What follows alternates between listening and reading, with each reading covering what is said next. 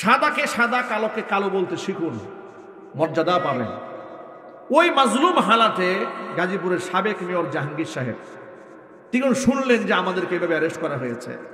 তিনি আমাদের হয়ে তিনি চেষ্টা করেছেন, খুব চেষ্টা করেছেন যে এই মামলায় যেন আলেম ওলামারা জেল না খাটে। উনি বারবার এসপি হারুন ছিল তখন, তার কাছে গেল, সুপারিশ করেছে, কোনো সুপারিশ আমলে আসে না।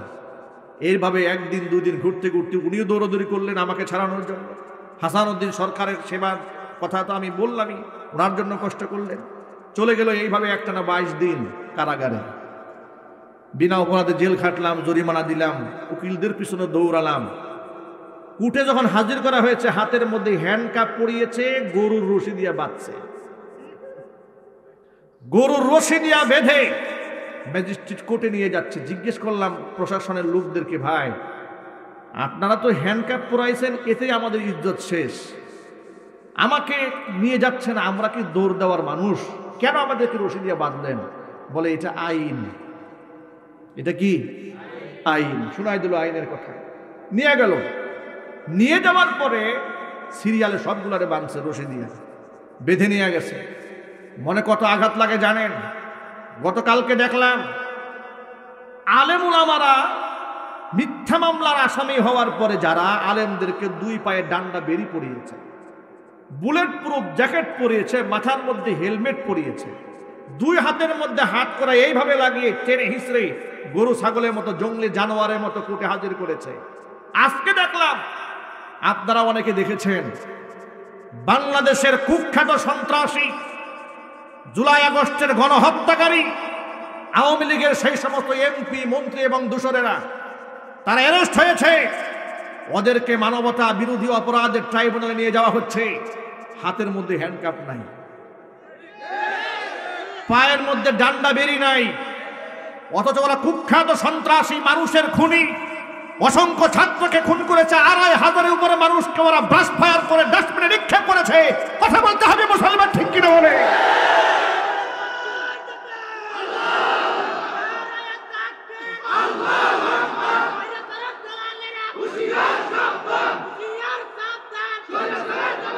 যারা গণহত্যা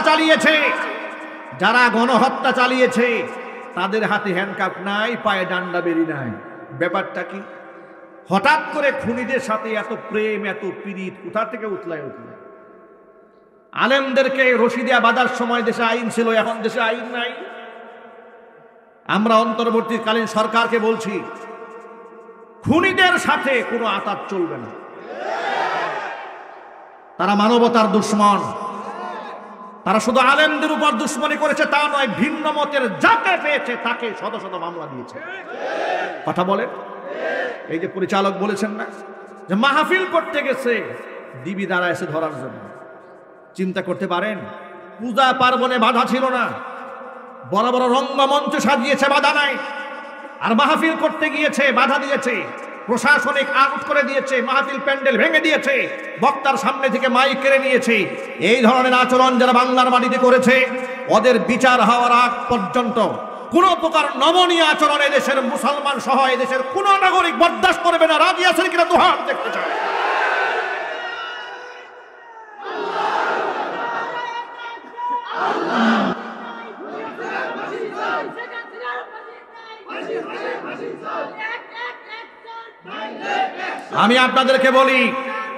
আমি আপনাদেরকে ছোট্ট করে বলি, ইনসাফ হচ্ছে খুনের বদলায় খুন। যে মানুষ হত্যা করেছে তাকে হত্যা করা হবে, এই আইনটা স্বয়ং আল্লাহ করেছেন। কথা বলেন আপনারা? আচ্ছা, আমি যদি অন্যায় করি শাস্তি পাওয়ার দরকার আছে না নাই? আরো যদি বলেন, অন্যায় যেই করবে শাস্তি তাকে ভোগ করতেই হবে। এ কথার সাথে কি আপনারা একমত আছেন? যে অন্যায় করবে সে শাস্তি পাবে, এ কথার সাথে আপনারা একমত আছেন? আমি এখন যদি আপনাদেরকে ছোট্ট একটা প্রশ্ন করি, আপনারা জবাব দেবেন। শেখ হাসিনা এবং তার দূষরেরা ঠান্ডা মাথায় অসংখ্য মানুষকে খুন করেছে, সত্য না মিথ্যা? অসংখ্য মানুষকে গুম করেছে, সত্য না মিথ্যা? বিনা অপরাধে অসংখ্য আলেমদেরকে বছরের পর বছর কারারুদ্ধ করে রেখেছে, সত্য না মিথ্যা? অসংখ্য মানুষদেরকে আয়না ঘরে রেখে পাশবিক নির্যাতন চালিয়েছে, সত্য না মিথ্যা? এতগুলা অপরাধ করার পরেও তার দলের নেতা এবং কর্মীরা আজ পর্যন্ত শুনেছেন যে একটু অনুতপ্ত হয়ে বলেছে যে আসলে এইভাবে মানুষগুলা মারা ঠিক হয় নাই। এটা অনুতপ্ত পেয়েছেন আপনারা? আপনারা কি আন্দাজ করতে পারেন এরা কত বড় জানোয়ার? মানুষ মারার পরেও যার কলিজা কাঁদে না, যিনি উল্টা ফোন দিয়ে ঠেট দেয় যে একটা কেউ ছাড় দেওয়া হবে না, আল্লাহর কসম, আল্লাহর কসম, ও আর মানুষের কাতারে নাই, তার চিকিৎসা প্রয়োজন। কথা বলতে হবে, ঠিক কিনা বলেন? অন্তর্বর্তীকালীন সরকারকে বলবো, শহীদদের রক্তের উপর আপনি দাঁড়িয়ে আছেন, শহীদদের রক্তের উপর দাঁড়িয়ে থেকে জালেমদের প্রতি কোনো প্রকার সহানুভূতি দেখাবেন না। ভারত আপনার কিছুই করতে পারবে না, কারণ ভারতের পেটে লাথি মেরে দেশের লোকেরা স্বাধীনতা অর্জন করেছে। ভারত তার দাসকে বসিয়ে রাখতে চেয়েছে, এদেশের জনগণ দাসত্ব গ্রহণ করে নাই। এদেশের ছাত্ররা দাসত্ব মানবে না, এদেশের ইয়াং প্রজন্ম, তরুণ প্রজন্ম দাসত্ব মানবে না। এদেশের মানুষ স্বাধীনতা পেয়েছে, এদেশের লোকেরা ফেসবুকে স্বাধীন মতো কথাও বলতে পারে নাই, গ্রেফতার করা হয়েছে। ডিজিটাল সিকিউরিটি আইনে নিরাপত্তার নামে যাকে খুশি তাকে মামলা দেওয়া হয়েছে। এই সমস্ত ভণ্ডামি এই দেশে আর চলবে না। কথা বলেন ঠিক কিনা? প্রসঙ্গক্রমে ছোট্ট করে বলে দেই, স্বাধীনতা অর্জন হয়েছে বলে অন্যায় কাজ করা যাবে না।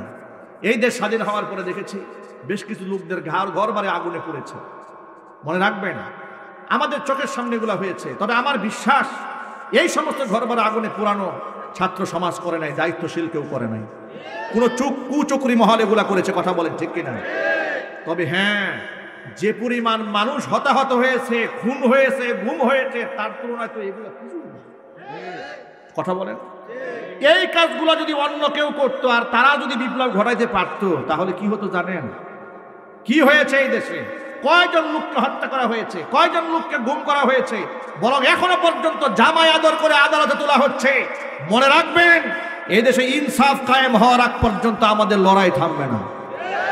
যুবকেরা, যদি আবার বিপ্লবের ডাক আছে, জালেমদেরকে যদি কোনো ব্যক্তি আবার প্রত্যাবর্তন করার জন্য, তাদেরকে নতুন করে সেটেলমেন্ট করার জন্য ষড়যন্ত্র করে, সেই ষড়যন্ত্র রুখে দেওয়ার জন্য কি আপনারা প্রস্তুত আছেন? কারা কারা প্রস্তুত? হাত দেখতে চায়। কারা কারা প্রস্তুত আছেন? তো হাত তোলেন।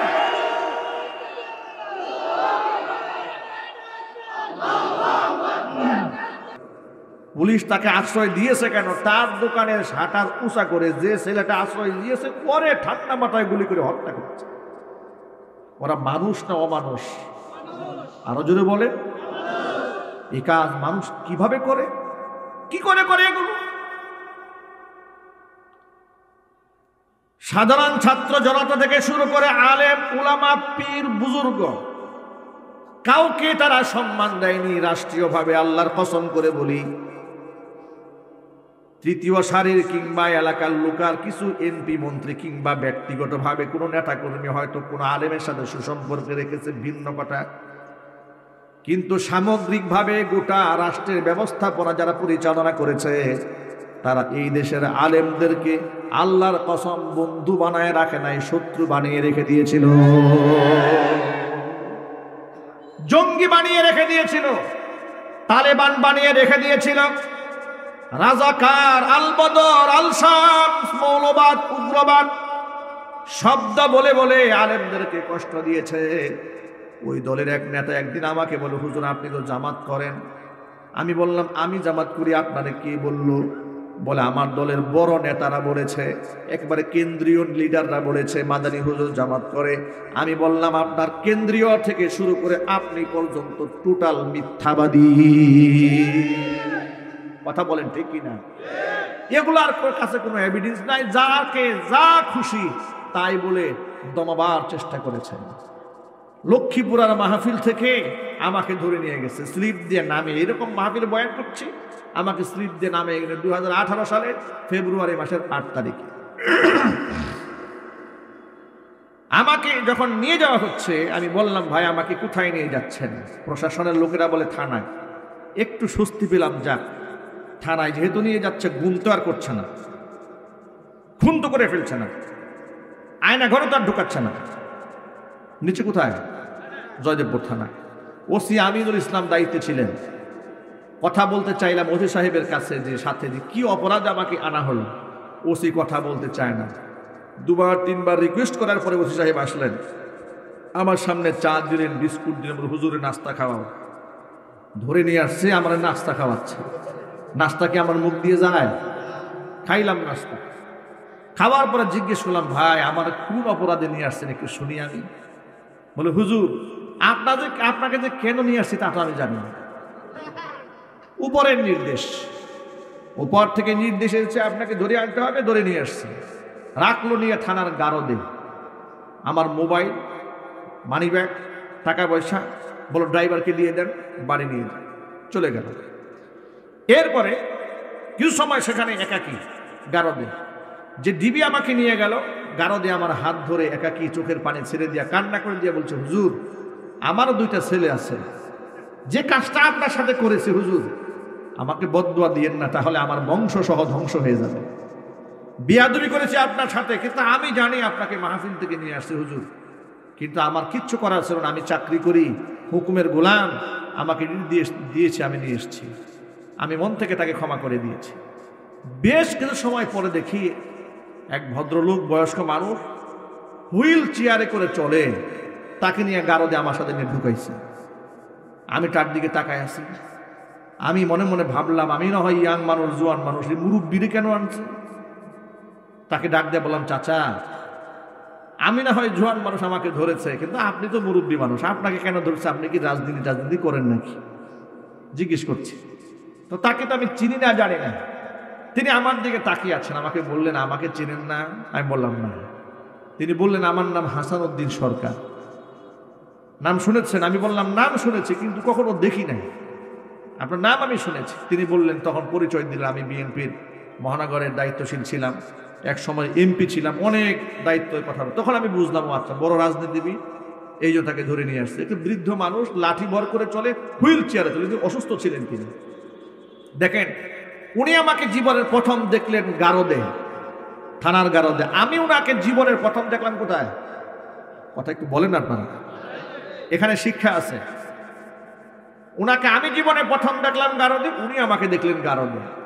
আমি পরিচয় দিলাম, চাচা আমি বুটবাজার কেন্দ্রীয় জামি মসজিদের খতিব, আমার নাম মাওলানা আব্দুর রহিম আল মাদানী, আমাকে মাহফিল থেকে নিয়ে আসছে। এটা শুনে উনি খুব কষ্ট পেলেন। তিনি আমাকে হাতে হাত রেখে সান্ত্বনা দিয়ে বললেন, বাবা সবর করো, ধৈর্য ধরো, একদিন সুফল আসবে। আমাকে তিনি শান্ত করলেন। ওনার জন্য আমার জন্য কোনো বিছানা ছিল না। ওনার যেহেতু উনি বড় নেতা, তার জন্য দেখলাম অনেকে তুষক নিয়ে গেছে গারদে। উনি ওনার তুষকে আমাকে বললেন যে, বাবা আপনি শুয়ে পড়েন। আমাকে বলতেছে, আমাকে বিছানায় শুয়াই দিয়া উনি বসে বসে তাহাজ্জুদের নামাজ পড়া শুরু করলেন। তো এই দৃশ্য দেখে ওনার প্রতি আমার খুব মহব্বত তৈরি হলো, যে এত ভালো একটা মানুষ, চিনি না জানি না, কিন্তু উনি আমাকে সম্মান দিয়েছেন। ফজরের সময় আমি ওযু করতে গেলাম ওখানেই ভিতরেই। এরপরে উনি একটু টয়লেটের ভিতরেই, টয়লেট ছোট্ট গারদের মধ্যে বসলেন জরুরত সারার জন্য। জরুরত সেরে উনি ফ্রেশ হয়ে উনি যে টয়লেট থেকে দাঁড়াবেন, এই শক্তি আর ওনার হাতে নেই। উনি আমাকে ডাক দেন, বাবা আমাকে একটু ধরো, আমি তো দাঁড়াতে পারছি না। এত মায়া লাগলো, প্রচণ্ড শীত, ফেব্রুয়ারির 8 তারিখ। আমি দু হাতে ভর করে, ভারী মানুষ, খুব কষ্ট করে উঠালাম। উঠানে দেওয়ার পরে উনি পুরো সময়টা তাহাজ্জুদে আল্লাহ পাকের জিকির আজকারে কুরআন তেলাওয়াতে কাটাই দিলেন। এত মোহাব্বত লাগলো তার এই আমলটা দেখে আমার কাছে, যে এত ভালো একটা মানুষ এইভাবে ধরে কষ্ট দিচ্ছে। সকালবেলা কিন্তু কেউ জানি না, উনিও জানে না উনি কোন মামলার আসামি, আমিও জানি না আমি কোন মামলার আসামি। সকালবেলা উভয়কে কোর্টে হাজির করা হলো। মামলার এজাহারে তাকায় দেখি, মামলার এজাহারে লেখা আছে, টঙ্গীতে কোনো এক গোপন বৈঠকে আমরা 150-200 মানুষ আমরা গোল মিটিং করতেছিলাম রাষ্ট্রে একটা নাশকতা তৈরি করার জন্য, এবং সেখান থেকে পুলিশ আমাদেরকে ধাওয়া দিয়েছে। ধাওয়া দেওয়ার পরে সব পালাই গেছে, আমরা 7 জন পালাইতে পারি নাই। আমাদেরকে হাতে নাতে ধরছে। আমি এবং হাসান সরকার আমরা দুজনে মিলে পরিকল্পনা করেই নাটকটা করতেছিলাম ওই জায়গায়। আমার পকেটে 16টা ককটেল পাওয়া গেছে। এই হচ্ছে মামলা। এখন আপনারা বলেন, এই মামলা যে লিখেছে ও কয় বোতল খাইছিল? ডেট এক্সপায়ার গাঁজা না খাইলে এমন মামলা লেখা যায় না। প্রত্যেকটা আওয়াজ দিয়ে বলতে হবে, ঠিক কিনা বলেন? হাজারো হাজারো কষ্টের মাঝে আপনাদেরকে ছোট্ট একটা কথা বলি, মনে কেউ মাইন্ড করবেন না।